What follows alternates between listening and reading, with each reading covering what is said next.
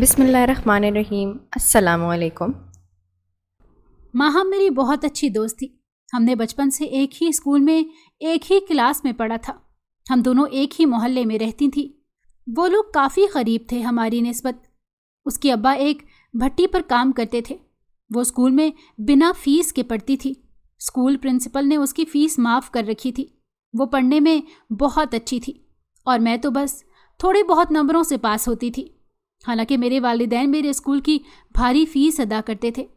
میں اکلوتی تھی تو سب کی لاڈلی بھی تھی اور ننیال اور ددیال دونوں میں پہلی بچی تھی۔ میرے امی اور ابو دونوں ہی اپنے بہن بھائیوں میں سب سے بڑے تھے۔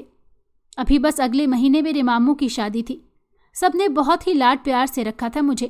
سب کی آنکھوں کا تارا تھی میں۔ اس لاڈ پیار نے مجھے کافی حد تک بگاڑ کر رکھ دیا تھا، جس کی وجہ سے میری ہر دوسرے تیسرے دن کسی نہ کسی لڑکی سے اسکول میں لڑائی ہو جاتی تھی۔ میں ہر ایک کو خود سے کمتر سمجھتی تھی۔ ہر وقت ہر کسی کا مذاق اڑانا میری عادت بن رہی تھی۔ میں ماہم کو بھی باتوں ہی باتوں میں اس کی غربت کا طعنہ دیتی تھی۔ مجھے لگتا تھا کہ میں جو کر رہی ہوں وہ سب ٹھیک ہے، مگر وہ ان سب سے کتنا دکھی ہو رہی ہے اس بات کی مجھے بالکل بھی کوئی فکر نہیں تھی۔ میں تو بس اپنی ہی دنیا میں مگن تھی۔ اکلوتی تھی تو اکلوتے ہونے کا فائدہ بھی خوب اٹھاتی تھی۔ میں زندگی میں ہر چیز میں اس کا مقابلہ کرنے لگی۔ وہ میرے حواسوں پر بہت بری طرح حاوی ہو چکی تھی۔ میں ہر وقت بس یہی سب سوچتی رہتی تھی کہ وہ مجھ سے کمتر ہے، میرے پرانے کپڑے پہنتی ہے، وہ مجھ سے آگے کبھی نہیں بڑھ سکتی ہے۔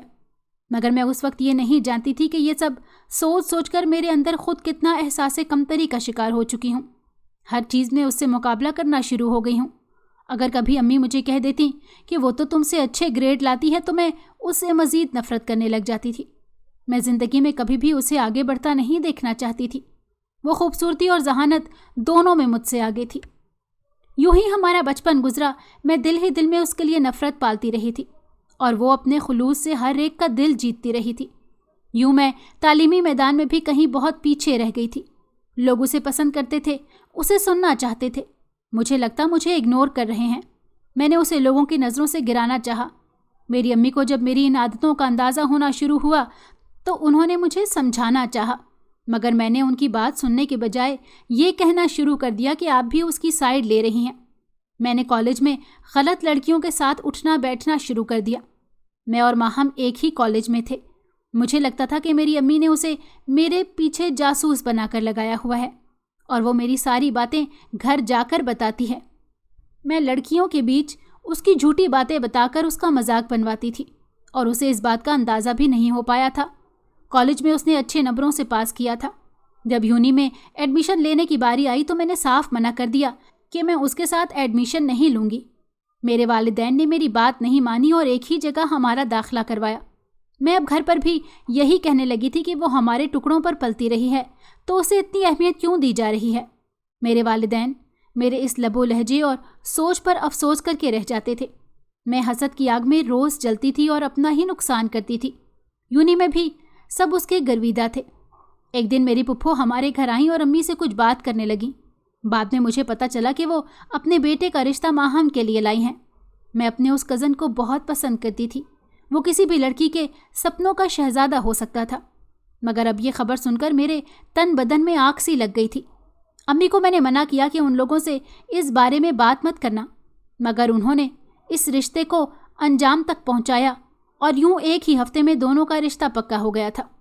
مجھ سے یہ سب برداشت نہیں ہوا تو میں نے اس کے کردار پر انگلی اٹھانا شروع کر دی۔ میں نے اپنے کزن کو اور باقی سب کو کہا کہ یہ لڑکوں کے ساتھ گھومتی ہے، یونی میں اس کی بہت سے لڑکوں کے ساتھ دوستی ہے اور بھی نہ جانے کیا کیا۔ میں نے ہر ممکن کوشش کی کہ وہ دوسروں کی نظروں میں کسی طرح بھی گر جائے، مگر اس کے سب الٹ ہی ہوا۔ میرا جن لڑکیوں کے ساتھ اٹھنا بیٹھنا تھا ان میں سے ایک سے میری لڑائی ہوئی۔ ایک دن اس نے میرے گھر آ کر میرے بارے میں سب کچھ بتا دیا کہ یہ کالج میں بھی سگریٹ پیتی تھی اور یہاں یونی میں بھی غلط لڑکے لڑکیوں کے ساتھ اٹھتی بیٹھتی ہے، اکثر کے ساتھ تو اس کا افیئر بھی ہے اور تصویریں بھی۔ یہ سب سن کر میرے والدین کے سر شرم سے جھک گئے اور میں جو حسد کی آگ میں جلتی رہی تھی اب اسی آگ میں خود ہی جھلس کر راکھ ہو گئی تھی، کسی کے سامنے نظر اٹھانے کے قابل نہیں رہی تھی۔ ناظرین، اگر آپ کو ہماری کہانی اچھی لگی ہے تو ویڈیو کو لائک کریں، شیئر کریں اور ہمارے چینل کو سبسکرائب کریں۔ اگلی ویڈیو تک اجازت دیں. اللہ حافظ.